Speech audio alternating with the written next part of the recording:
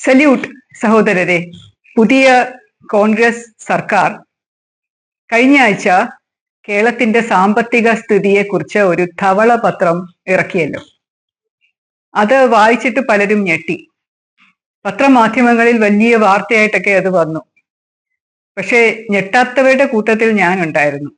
ഞാനും എൻ്റെ കൂടെയുള്ള ഭാരതീയ ജനതാ പാർട്ടിയുടെ പ്രവർത്തകരും മാസങ്ങൾക്ക് മുമ്പ് തന്നെ പറഞ്ഞു തുടങ്ങിയ കാര്യങ്ങളാണ്. നിയമസഭാ തിരഞ്ഞെടുപ്പിന്റെ പ്രചാരണ വേളയിൽ തന്നെ ഞങ്ങൾ പറഞ്ഞിരുന്നു, കേരളം വലിയ സാമ്പത്തിക കടത്തിലാണ്. 5 ലക്ഷം കോടിയോളം രൂപയുടെ കടമുണ്ട്. അതിൽ കൂടുതലുണ്ട് എന്ന് അറിയുന്നത് ഇപ്പോഴാണെങ്കിലും 2016 1.36 ലക്ഷം കോടിയുടെ കടബാധ്യതയായിരുന്നു ഉണ്ടായിരുന്നത്. അത് ഏകദേശം 60 വർഷത്തെ ഭരണത്തിന്റെ ഫലമായിട്ട് വന്നതാണ്. പക്ഷെ 10 വർഷം കൊണ്ട് അത് 4 ഇരട്ടിയോളമായി എന്ന് പറയുന്നത് വലിയ നാണക്കേടാണ്. കേരളമാണോ ഏറ്റവും കൂടുതൽ കടമുള്ള സംസ്ഥാനം എന്ന് ചോദിച്ചാൽ അല്ല. പക്ഷെ ഏറ്റവും ചെറിയ പോപ്പുലേഷൻ ഉള്ള ഏറ്റവും കടം കൂടിയ സംസ്ഥാനം ഒരു ഉത്തരമേ ഉള്ളൂ, കേരളം. തമിഴ്നാട്ടിന് കേരളത്തിന്റെ ഇരട്ടിയോളം പൊതു കടമുണ്ട്. പക്ഷെ ഇരട്ടിയിലധികം ജനസംഖ്യ തമിഴ്നാട്ടിലുണ്ട്. ഇരട്ടിയിൽ കൂടുതൽ സ്ഥലവും തമിഴ്നാട്ടിലുണ്ട്. കേരളം എന്ന് പറയുന്ന ഒരു കുഞ്ഞ് സംസ്ഥാനം, ഇത്രയധികം ജനങ്ങൾ തിങ്ങിപ്പാർക്കുന്ന ഒരു സംസ്ഥാനത്തില് ഇത്രയധികം കടം വന്നു കഴിഞ്ഞാലും വലിയ ഒരു പ്രശ്നം എന്ന് പറഞ്ഞാൽ ഓരോ കുഞ്ഞ് ജനിക്കുമ്പോഴും 1 കോടിയുടെയൊക്കെ അടുപ്പിച്ച് കടം വെച്ചിട്ടാണ് പിറന്നു വീഴുന്നത്. കേരളം ഉപഭോക്തൃ സംസ്കാരമുള്ള ഒരു സംസ്ഥാനമാണ്. കേരളത്തിലൊന്നും നമ്മൾ കാര്യമായിട്ട് ഉൽപ്പാദിപ്പിക്കുന്നില്ല, അതിൽ നിന്ന് വലിയ വരുമാനങ്ങൾ കിട്ടുന്നില്ല. ചെയ്യാം, ഒരുപാട് കാര്യങ്ങൾ കേരളത്തിൽ ഉൽപ്പാദിപ്പിച്ചിട്ട് അതിൽ നിന്ന് വരുമാനം ഉണ്ടാക്കാനുള്ള പല കാര്യങ്ങളും ഇവിടെ ഉണ്ട്. ഏറ്റവും പ്രധാനപ്പെട്ട കൃഷി വിഭവങ്ങളായിട്ടുള്ള തേയില, കാപ്പി, ഏലം, കുരുമുളക് തുടങ്ങിയുള്ള സുഗന്ധ ദ്രവ്യങ്ങൾ, ഫിഷ്, ഏറ്റവും വലിയ കോസ്റ്റൽ ഏരിയ ഉള്ള കേരളത്തിൽ നിന്ന് മത്സ്യ വിഭവങ്ങൾ ഉണ്ടാക്കുകയും കയറ്റി അയക്കുകയും അതിലൂടെ നല്ല വരുമാനം ഉണ്ടാക്കാൻ സാധിക്കുകയും ചെയ്യും. കേരളത്തിലെ കരകൗശലം എന്ന് പറയുന്നത് വളരെ പ്രധാനപ്പെട്ട കാര്യമാണ്. കരകൗശല വിദ്യയിലൂടെ കേരളത്തിൽ നിന്ന് കിട്ടുന്ന തേക്കും ഈട്ടിയും തടികളിലൂടെയുള്ള കരകൗശല വിദ്യകൾ കൊണ്ട് കേരളത്തിന് വളരെ നല്ല ഒരു വ്യാപാരം ഉണ്ടാക്കിയെടുക്കാൻ സാധിക്കും, എക്സ്പോർട്ട് ഉണ്ടാക്കിയെടുക്കാൻ സാധിക്കും, നല്ലപോലെ കാശുണ്ടാക്കാൻ സാധിക്കും. ഇത് കൂടാതെ കേരളത്തിലെ ആശുപത്രികൾ, കേരളത്തിലെ ടൂറിസം സെക്ടർ, ഇത് രണ്ടും ഏറ്റവും മെച്ചപ്പെട്ടതാണ്. കേരളത്തിലെ ആശുപത്രികൾ എന്ന് പറയുന്നത് ഭയങ്കര നല്ല ആശുപത്രികളായിട്ട് കണക്കാക്കപ്പെട്ടിരുന്ന കാലമുണ്ട്. നമ്മുടെ സർക്കാർ ആശുപത്രിയുടെ ഗതി ഇപ്പോൾ വളരെയധികം മോശമായി. പക്ഷെ ചില പ്രൈവറ്റ് ആശുപത്രികൾ വളരെ നല്ല രീതിയിൽ പ്രവർത്തിക്കുന്നു. ആയുർവേദ ചികിത്സ കിട്ടുന്ന, മർമ്മ ചികിത്സ, സിദ്ധവൈദ്യം, ഇതൊക്കെ ഉള്ള സംസ്ഥാനമാണ് കേരളം. അതുപോലെ ടൂറിസം വളരെ പ്രധാനപ്പെട്ട കാര്യമാണ്. ഇവിടെ എവിടെ പോയാലും അതിമനോഹരമായിട്ടുള്ള പ്രകൃതിയാണ് നമ്മൾ കാണുന്നത്. അപ്പൊ തീർച്ചയായിട്ടും അത് വലിയ ഒരു വരുമാനമാക്കി എടുക്കാൻ സാഹചര്യമുണ്ട്. പക്ഷെ ഇതിലൊക്കെ പാളിച്ചകൾ വന്നു. പ്രത്യേകിച്ചും കഴിഞ്ഞ 10 വർഷമായിട്ട് വികസനം എന്ന പേരിൽ ഇവിടെ ഒരു കുന്തവും നടന്നിട്ടില്ല. കുറച്ച് ദൂരം മെട്രോ കെട്ടിയതും വാട്ടർ മെട്രോ വന്നതും ഒക്കെ കേന്ദ്ര സർക്കാരിന്റെ പണം കൊണ്ടാണ്. ഇവിടെ കുറച്ച് റോഡുകൾ സ്മാർട്ട് റോഡുകളായത് കേന്ദ്ര സർക്കാരിന്റെ പണം കൊണ്ടാണ്. ചില സ്കൂളുകളും കോളേജുകളും മെച്ചപ്പെട്ടത് കേന്ദ്ര സർക്കാരിന്റെ പണം കൊണ്ടാണ്. പക്ഷെ ഇവിടുത്തെ വലിയ വലിയ പ്രശ്നങ്ങൾ നമ്മുടെ സംസ്ഥാന സർക്കാരിന്റെ ഒരു കാശ് കൊണ്ടും നടത്തിയിട്ടില്ല. ഇപ്പൊ കടമെടുക്കുന്നു എന്ന് പറയുന്നത് വലിയ കാര്യമൊന്നുമല്ല. എല്ലാ സംസ്ഥാനങ്ങളും കടമെടുക്കാറുണ്ട്. പക്ഷെ അത് എന്തിനു വേണ്ടി ഉപയോഗിച്ചു എന്ന് നമ്മൾ നോക്കണം. എടുത്ത പണം, കടമെടുത്ത ഇത്രയും വലിയ തുക എന്ത് കാര്യത്തിനായിട്ടാണ് സർക്കാർ വിനിയോഗിച്ചത് എന്ന് നോക്കിക്കഴിഞ്ഞാൽ ഞെട്ടിപ്പിക്കുന്ന കാര്യം, ഇവിടെയുള്ള ആൾക്കാർക്ക് ശമ്പളം കൊടുക്കാൻ, ആൾക്കാർ എന്ന് പറഞ്ഞു കഴിഞ്ഞാൽ സാധാരണ സർക്കാർ ജോലിക്കാർ മാത്രമല്ല ഉള്ളത്. നമ്മുടെ പബ്ലിക് സർവീസ് കമ്മീഷൻ എന്ന് പറയുന്ന 10 വർഷമായിട്ട് കാര്യമായിട്ട് ഒരാളെ പോലും റിക്രൂട്ട് ചെയ്ത് എടുത്തിട്ടില്ല. എല്ലാം പിൻവാതിൽ നിയമനങ്ങളൊക്കെ ആയിരുന്നു എന്ന് പറയപ്പെടുന്നുണ്ടല്ലോ. പക്ഷേ ഏറ്റവും കൂടുതൽ അംഗസംഖ്യയുള്ള 24 പേര് PSC മെമ്പർമാരായിട്ടിരിക്കുന്നത് കേരളത്തിലാണ്, കൊച്ചു കേരളത്തിൽ. അതിന്റെ പകുതി പോലും ഇല്ല ഏറ്റവും വലിയ സംസ്ഥാനമായിട്ടുള്ള മധ്യപ്രദേശില്. ആവശ്യമില്ലാത്തവരെ കുത്തിത്തിരുകി കയറ്റി ശമ്പളം കൊടുത്ത് മന്ത്രിമാരുടെ പ്രൈവറ്റ് സെക്രട്ടറിമാർക്കും പേഴ്സണൽ സ്റ്റാഫിനും മൊത്തം പെൻഷനും ശമ്പളവും ഒക്കെ വാരിക്കോരി കൊടുത്ത് ചില ആൾക്കാർക്ക് കൂടുതൽ കാര്യങ്ങൾ ചെയ്തു കൊടുത്ത ചില സംഘടനകൾ മെച്ചപ്പെടാൻ വേണ്ടി, ഊരാളുങ്കൽ സൊസൈറ്റി, ലാഡർ എന്നൊക്കെ പറയുന്ന കമ്മ്യൂണിസ്റ്റ് സംഘടനകൾ വളരെയധികം ഉയർച്ച ഉണ്ടാകാൻ വേണ്ടി വാരിക്കോരി അവര് വഴി പണം ചിലവാക്കുക, ഏറ്റവും വലിയ വെള്ളാന എന്ന് പറയാൻ പറ്റത്തില്ല, അതിലും വലിയ ഒരു കളർ ഉണ്ടെങ്കിൽ ആ ആന ആണ് കിഫ്ബി. കിഫ്ബിയെ കുറിച്ചും ഞാൻ നേരത്തെ ഒരു വീഡിയോ ചെയ്തിട്ടുണ്ട്. ഞാൻ അതിനകത്ത് പറഞ്ഞിരുന്നു, 1 വർഷം മുമ്പാണ് ഞാൻ ഇത് ചെയ്തത്. കിഫ്ബി എന്ന് പറയുന്നത് വെറും കൊള്ള നടത്താനുള്ള സ്ഥാപനമാണ്.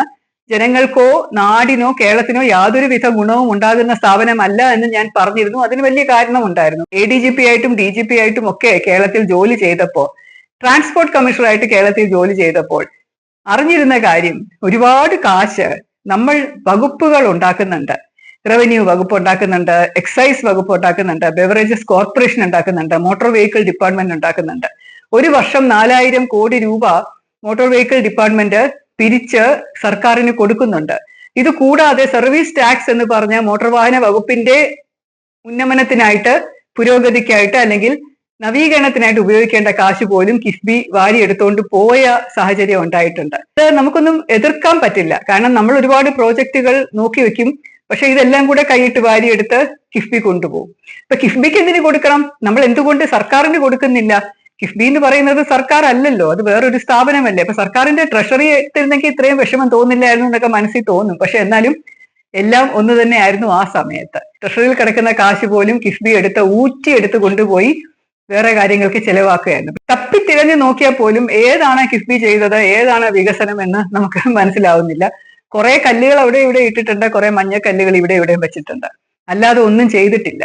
അപ്പൊ ഇതുപോലെയുള്ള വലിയ അഴിമതികളെ കുറിച്ച് നമ്മൾ കേൾക്കുന്നുണ്ട്. കിഫ്ബി മുഖാന്തിരം നടന്നിട്ടുള്ള ഒരുപാട് അഴിമതി, എല്ലാ പൈസയും കൂടെ നാട്ടുകാരിൽ നിന്ന് പിരിച്ചെടുത്ത് ഊരാളുങ്കൽ സൊസൈറ്റി വഴിയും ഒക്കെ വികസനം എന്നുള്ള പേരിൽ പല കാര്യങ്ങളും ചെയ്ത് അത് എങ്ങോട്ട് പോയി ആർക്കും അറിയാൻ പാടില്ലാത്ത അവസ്ഥ. ഓഖി, കോവിഡ്, 2 പ്രളയങ്ങൾ, നിപ്പ, അത് കഴിഞ്ഞ് ഒരു ഉരുൾപൊട്ടൽ, ഇതൊക്കെ വന്നപ്പോ സർക്കാർ ജീവനക്കാരുടെ ശമ്പളം പിടിച്ചിരുന്ന ഒരു സർക്കാരാണ്. ഇതിനു മുമ്പ് ഒരിക്കലും ഒരു സർക്കാരും ഇതുപോലെ ചെയ്തിട്ടില്ല. സുനാമി വന്നപ്പോൾ പോലും അന്നത്തെ സർക്കാർ ഇതുപോലെ സർക്കാർ ജീവനക്കാരുടെ ഗ്രോസ് സാലറി 1 മാസത്തേക്ക് തരൂ, 2 മാസത്തെ സർക്കാർ ശമ്പളം തരൂ എന്ന് പറഞ്ഞ് ജീവനക്കാരെ ഉപദ്രവിച്ച ഒരു സർക്കാർ ഭരണം ഇതിനു മുമ്പ് ഉണ്ടായിട്ടില്ല. CPM-ന്റെ ഭരണം എല്ലാ സർക്കാർ ജീവനക്കാരിൽ നിന്ന് നിർബന്ധിതമായിട്ട് 1 മാസത്തെ ഗ്രോസ് സാലറി എന്ന് പറഞ്ഞാൽ എല്ലാം കൂടെ ചേർത്തുള്ള സാലറി, നമ്മൾ പിന്നെ തിരിച്ചടവിന് വേണ്ടി നമ്മൾ സ്വയം കയ്യിൽ നിന്ന് പൈസ കണ്ടുപിടിക്കേണ്ടി വരും, LICക്ക് കൊടുക്കാനായിട്ടും. അപ്പൊ അതിനൊക്കെ നമ്മൾ ടാക്സും ഒക്കെ നമ്മുടെ കയ്യിൽ നിന്ന് കണ്ടുപിടിക്കണം. ഒരു പ്രളയം വന്നപ്പോൾ വീണ്ടും അത് ആവർത്തിച്ചു. പക്ഷെ അത് വന്ന വലിയ ഒരു റെസിസ്റ്റൻസും കോടതിയുടെ ഉത്തരവും ഒക്കെ വന്നതുകൊണ്ട് അത് പിന്നെ തിരിച്ച് ഘട്ടം ഘട്ടമായിട്ട് തന്നു. അത് നിർബന്ധിതമാക്കിയുമില്ല എന്ന് ആശ്വസിക്കാം. പക്ഷെ എന്നാലും ഇതുപോലെയൊക്കെ ചെയ്യുന്ന ഒരു സർക്കാർ പിരിച്ചെടുത്ത തുക പോലും കൃത്യമായിട്ട് ഉപയോഗിച്ചിട്ടില്ല. 4 ലക്ഷം കോടി രൂപയുടെ അധിക കടമെടുത്തതിന്റെ ന്യായീകരണവുമായിട്ട് കുറച്ചു പേർ മുന്നോട്ട് വന്ന് പറഞ്ഞിട്ടുണ്ട്, ഒരുപാട് ദുരന്തങ്ങൾ ഉണ്ടായതുകൊണ്ട് ആ ദുരന്തങ്ങളിലൊക്കെ ജനങ്ങളെ രക്ഷിക്കാൻ വേണ്ടിയിട്ടാണ് കടമെടുത്തത് എന്ന്. എന്തൊരു വിഡ്ഢിത്തം നിറഞ്ഞ ഒരു ന്യായീകരണമായി പോയി. അത് ഒരിക്കലും അല്ല. അത് ഏത് ജനത്തിനെയാണ് ഈ കടം വാങ്ങി രക്ഷിച്ചിട്ടുള്ളത്? ആർക്കാണ് അതുകൊണ്ട് എന്തെങ്കിലും ഗുണം കിട്ടിയിട്ടുള്ളത്? ഭരണം കാര്യമായിട്ട് നടന്നില്ല എന്നുണ്ടെങ്കിൽ പോലും ഒരു പ്രശ്നവും ഇല്ലാതെ ജനങ്ങൾ ഇവിടെ ജീവിച്ചു പോയേനെ. പക്ഷെ ഭരണം നടക്കുമ്പോ ഇതുപോലെ ദുരന്തങ്ങളിലും ദുരിതം വന്നപ്പോഴും ഒക്കെ പിരിച്ചെടുത്ത തുക പോലും കൃത്യമായിട്ട് വിനിയോഗിക്കാതെ കേന്ദ്ര സർക്കാർ പറഞ്ഞിരിക്കുന്നത് തന്നെ എന്തായിരുന്നു? കേന്ദ്രത്തിൽ നിന്നുള്ള ഡിസാസ്റ്റർ മാനേജ്മെന്റ് തുകയുടെ യൂട്ടിലൈസേഷൻ സർട്ടിഫിക്കറ്റ് കൊടുത്തിട്ടില്ല, അത് എന്തിനു വേണ്ടി ഉപയോഗിച്ചു എന്ന് പറഞ്ഞിട്ടില്ല. അതിന്റെ ഒരു 400 കോടി രൂപയുടെ ഒരു തുമ്പും പിടിയും കിട്ടുന്നില്ല, അത് എവിടെ ഉണ്ടെന്ന് പോലും അറിയുന്നില്ല. അപ്പൊ അതിന്റെ കണക്ക് ബോധിപ്പിക്കാതെ ഞങ്ങൾ എങ്ങനെ കൂടുതൽ തുക തരും എന്ന ചോദ്യം വളരെ വലിയ വിവാദങ്ങൾക്ക് വഴിതിരിച്ചു. കേന്ദ്രം നിസ്സഹകരണ മനോഭാവം കാണിക്കുന്നു, കേന്ദ്രം ജനങ്ങളെ ഉപദ്രവിക്കുന്നു എന്നൊക്കെ പറഞ്ഞ് വലിയ പ്രശസ്തി ഇവർ കൊടുത്തു. ഇപ്പൊ നമ്മൾ കേൾക്കുന്ന അഴിമതി, ഇപ്പോ എക്സാലോജിക്കും CMRL-ഉം തമ്മിലുള്ള അഴിമതി വലിയ കാര്യമായിട്ട് അന്വേഷിക്കുന്നുണ്ടല്ലോ. അതുപോലെ തന്നെ ഈ 315 കോടിയുടെ അഴിമതി എന്ന് പറഞ്ഞുകൊണ്ട് ആർട്ടിഫിഷ്യൽ ഇന്റലിജൻസ് ക്യാമറ സ്ഥാപിക്കുക വഴി വലിയ അഴിമതി നടന്നിട്ടുണ്ട്. അല്ലെങ്കിൽ ഒരു പ്രത്യേക ഒരു കമ്പനി തുടങ്ങി അത് വഴിയാണ് ഇത് മുഴുവനും നടപ്പിലാക്കിയത്. അത് പിന്നീട് കാശ് മുഴുവൻ എടുത്ത ശേഷം അവരത് പൂട്ടിപ്പോയി. വേറൊരു വലിയ അഴിമതി നമ്മുടെ K-Rail മോണോറെയിൽ പദ്ധതിയാണ്. അതിൽ പലയിടത്തും കൊണ്ടുപോയി കല്ലിടുകയും ഒരു ഓഫീസ് സെറ്റപ്പ് ചെയ്യുകയും ആളുകൾക്ക് ശമ്പളം കൊടുക്കുകയൊക്കെ ചെയ്ത് ഏകദേശം 200-300 കോടി രൂപ അതിനും ചെലവായി.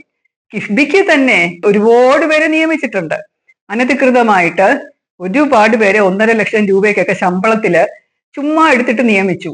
ഈ ശമ്പളങ്ങൾക്ക് മാത്രമായിട്ട് 1 കോടിയോളം രൂപ മാസം ചെലവാക്കിയാണ് കിഫ്ബി ഓടിക്കൊണ്ടിരുന്നത്.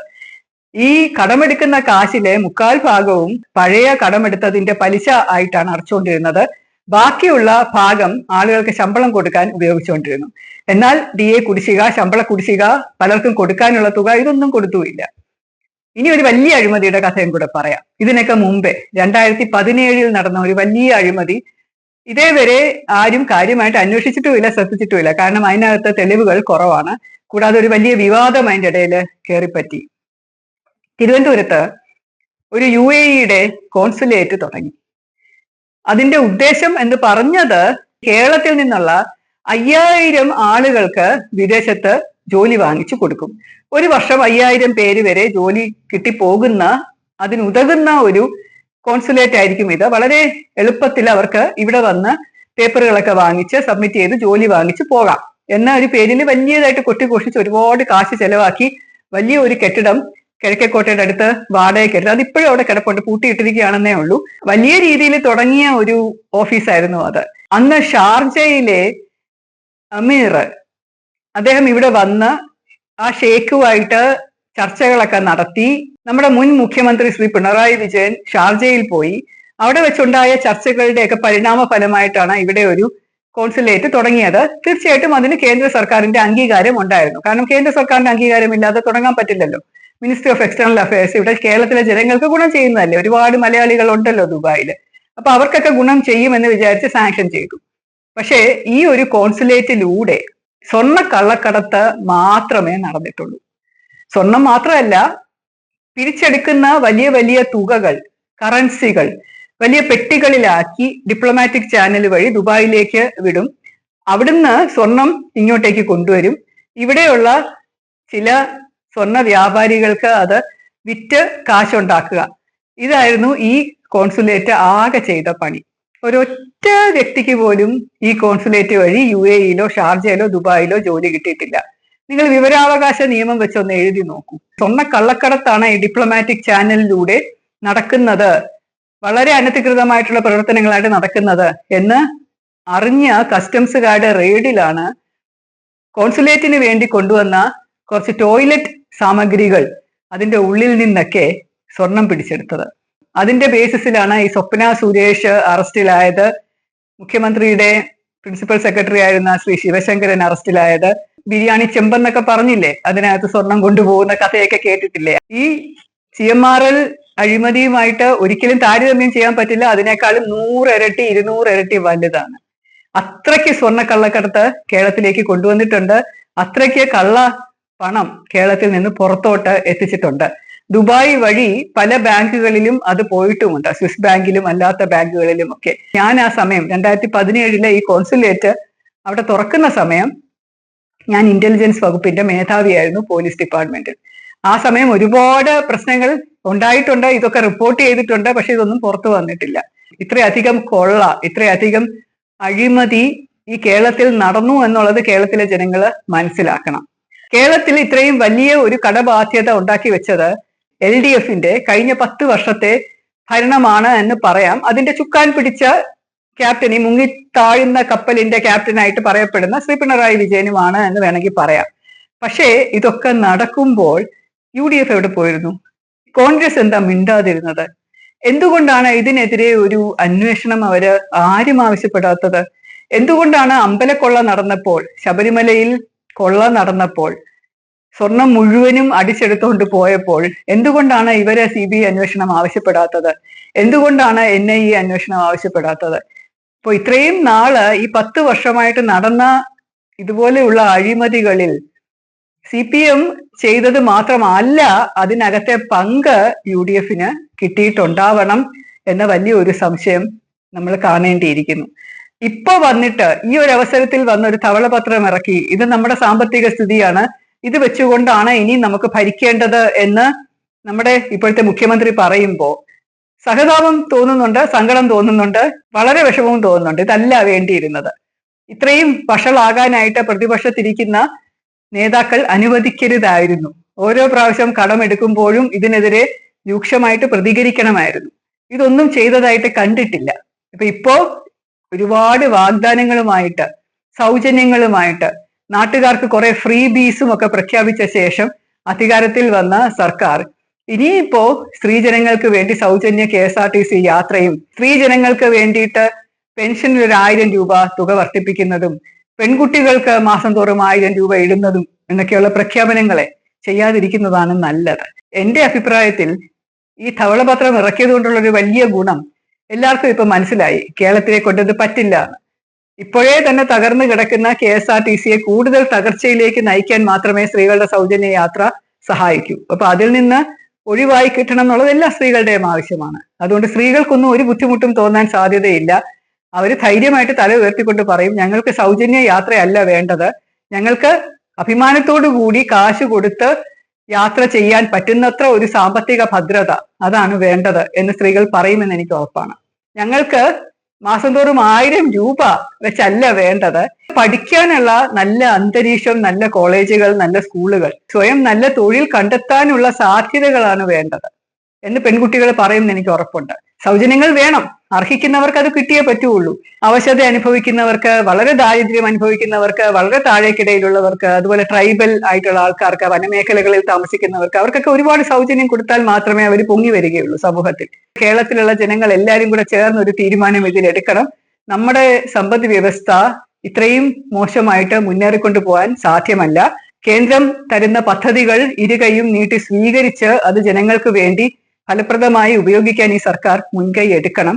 പെട്ടെന്ന് നമ്മുടെ കടബാധ്യതയൊക്കെ തീർന്ന് കേരളം ഒരു സമ്പദ് വ്യവസ്ഥയിലേക്ക് കുതിക്കട്ടെ എന്ന് മനസ്സിലെങ്കിലും ആഗ്രഹിച്ചുകൊണ്ട് ഞാൻ തൽക്കാലം നിർത്തുന്നു. സസ്നേഹം, ശ്രീലേഖ.